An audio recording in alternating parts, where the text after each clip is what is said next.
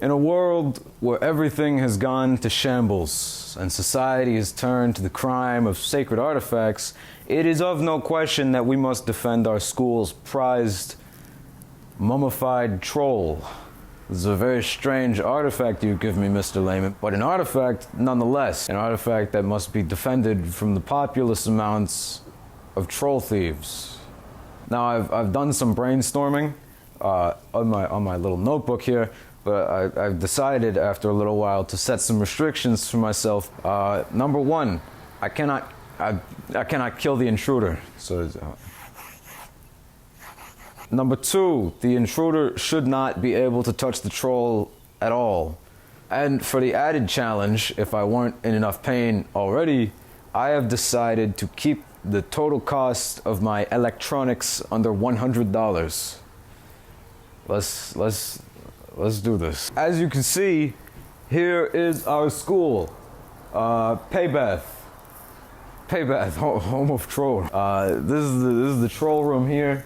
As you can see, there's only one entrance to the troll room to ensure that I know where these dastardly crooks will be approaching from, and that's this hallway right here. I'm actually just gonna, take the roof off to make it a little easier to see what kind of security magic is going on in here. So, walking in, right, first thing to go in the room is the pedestal, which the troll will be lying on. See, look, there's the troll. He needs a name, so I'm gonna call him Trog. This is Trog now. Trog will be encased in glass that is then surrounded by a metal wire frame. And on each side of this metal wire frame lie some mirrors. See? Look at that. Let's just spin that. Look at those. Look at that mirrory reflectioniness. What are these mirrors for? You are most definitely, certainly asking yourself. Boom! Laser beam reflection. On the wall, I've put this circular fixture that hides a laser diode behind its dark glass. And it shoots its laser into the mirror that then reflects into another circular fixture on the other side of the room that hides a laser receptor behind it. So if something were to step in the beam and disconnect the diode and the receptor, it would sound the alarm. Also, if someone were to try and break into the metal cage, it would shift the mirrors, and the beam would leave the receptor and aim somewhere else, which would also sound the... As you can see, I've placed many of these fixtures around the room. Wow. Just look at all these fixtures. Now, in an ideal world, we would have this. See, look at all those lasers pew-pewing around doing their lasery things. But the world sucks, and I'm on a budget, so we have this. In total, it's 5 diodes and 5 receptors to match. Oh, and I forgot to mention that included in these circular fixtures, behind the glass, are some lights to illuminate the room during the daytime visiting hours. I mean, imagine, how many people are gonna look at a recessed light and think, there's a laser beam behind there? Nobody. I wouldn't do that. You wouldn't do that.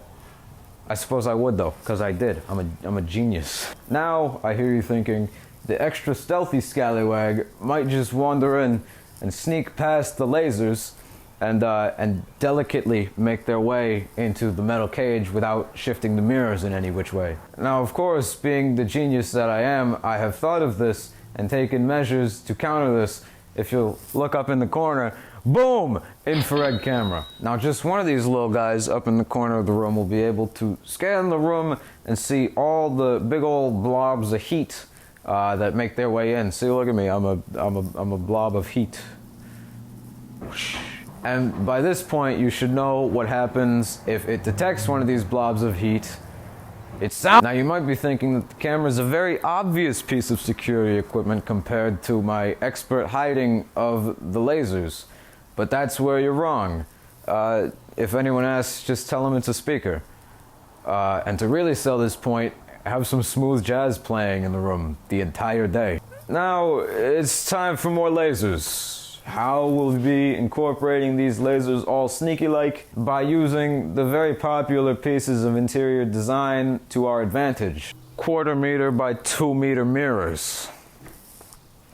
These are all the rage nowadays. Slap these boys right in the hallway to not only impress all your visitors with your impeccable furnishing, but to also bounce a laser back and forth a ton. At the tops of each mirror, we have little boxes that hide the laser diodes inside that'll shoot down and bounce back and forth. And at the bottom, down here, we have the receptors, also in boxes. Oh, see, look at that! Pew pew pew pew pew pew pew pew! Look at those lasers doing their lasery thing. Oh, look, there goes another one. Even the smallest of intruders will not be able to fit through here. To top it all off, if any one of my incredible security measures is tripped by a scandal, not only will it alert the police, but the electronic deadbolt on the door will shut, locking the intruder inside, leaving them helpless and crying until law enforcement arrives. But wait, out of spite, they might want to vandalize Trog in their last minutes of freedom, I hear you say.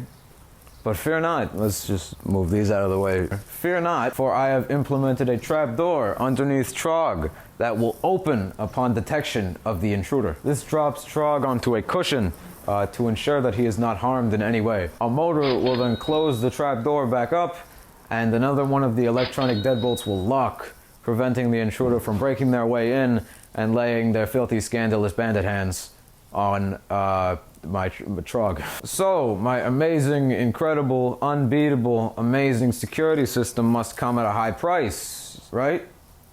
Wrong. Again, no. I have followed my restrictions to a T. I've not gone over $100. In fact, the total cost of 7 laser diodes, 7 laser receptors, 1 infrared camera, 2 electronic deadbolts, and 1 motor comes out to a mere $67.16, not including tax or shipping. But those don't really matter, do they? What I'm trying to say is I am a master of defense, and you should buy my defense system because it's incredible and amazing. Baby, home of Trump.